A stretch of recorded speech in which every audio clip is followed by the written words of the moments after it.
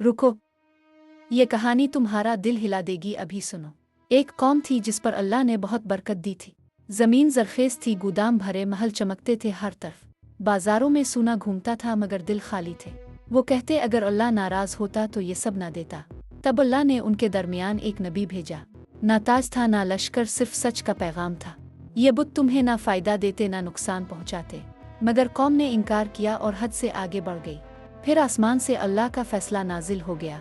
समंदर भी जैसे हुक्म पर चलने लगा अचानक। यहाँ से शुरू होती है एक हैरान कुन कहानी। ये वाकया नैनवा शहर का है जो बहुत मशहूर था। आज के इराक में दजला दरिया के किनारे वाक़ था। ये दुनिया के पुराने और अमीर शहरों में शामिल था। ज़मीन ज़रखेज़ थी और तिजारत दरिया से होती थी। लोग समझने लगे हम पर कभी अजाब नहीं आएगा।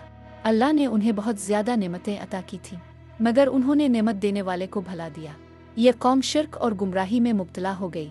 अल्लाह को छोड़कर दूसरों से मदद मांगते थे, बुतों को ताकत समझते और उन पर यकीन रखते थे।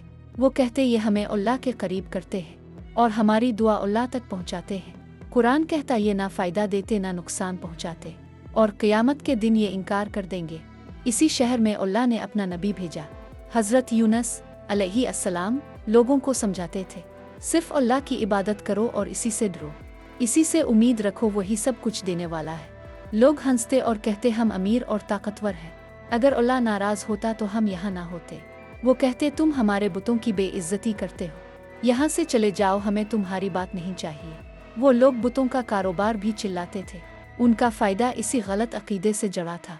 अगर लोग ईमान ले आते तो नुकसान होता उन्हें, इसीलिए वो सच को कबूल नहीं करते थे। हज़रत यूनुस अलैहिस्सलाम दावत देते रहे मुसलसल, मगर वो हर बार इनकार करते रहे ज़िद के साथ। वो कहते अगर सच्चे हो तो अजाब लाकर दिखाओ। ये सिलसिला कई सालों तक इसी तरह चलता रहा। फिर एक दिन नबी का दिल भर आया गम से। हज़रत यूनुस अलैहिस्सलाम शहर छोड़कर चले गए। यही वो जल्दी थी जो इंसान से हो जाती है, इजाज़त से पहले रुख मोड़ लेना एक बड़ी गलती।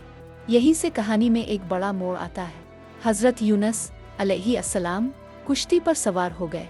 समंदर पुरसुकून था, हुआ नर्म और आसमान साफ था। अचानक आसमान का रंग बदलने लगा, तेजी से हुआ तेज हो गई और लहरें बुलंद हो गईं। कुश्ती खतरे में थी और सब घबरा गए। मल्ला ने कहा वज़न कम करो वरना डूब जाएंगे। ऐसा लगा समंदर किसी एक को मांग रहा है। कुरा डाला गया और नाम यूनुस का निकला। दोबारा डाला गया, फिर भी नाम यूनुस का आया। तीसरी बार भी यही नतीजा सामने आया। अब सबको यकीन हो गया ये अल्लाह का फैसला है। हज़रत यूनुस अलैहिस्सलाम ने कहा यही हुक्म है। ना चीखे ना भागे ना कोई शिकायत की। उन्होंने खुद को समंदर के हवाले कर दिया। पानी में गए तो एक बड़ी मखलूक ने निगल लिया। ये मछली का पेट था, गहरा अंधेरा था, चारों तरफ खामोशी और तन्हाई का आलम था। हज़रत यूनुस अलैहिस्सलाम ने अपनी गलती मान ली और अल्लाह से दुआ की आजिज़ी के साथ, ला अला इला अंत सुबहानक अनी कंत मन अल-ज़लमीन। ये दुआ अंधेरों में भी कबूल हो गई। 3 दिन और 3 रात वो इसी हाल में रहे। अल्लाह ने मछली को हुक्म दिया नुकसान न पहुँचाए। फिर इसे साहिल पर छोड़ दिया गया आराम से। जिस्म कमज़ोर था मगर जान बाकी थी। अल्लाह ने दरख्त उगाया, साया और ग़िज़ा दी और उन्हें मुकम्मल शिफा अता फरमाई। उधर नैनवा में अजाब के आसार ज़ाहिर हुए। लोग डर गए और रोने लगे सब। उन्होंने सच्ची तौबा की, अल्लाह से मुआफ़ी मांगी। अल्लाह ने उन पर से अजाब हटा दिया। ये वाहिद कौम थी जो अजाब से बच गई, क्योंकि उन्होंने वक्त पर सच्ची तौबा की। हज़रत यूनुस अलैहिस्सलाम वापस अपनी कौम में आए। अब वो लोग बदल चुके थे, ईमान ला चुके थे। सबक ये है अंधेरे में भी दुआ सुनी जाती है। असल बात यह है हम किसको पुकारते हैं।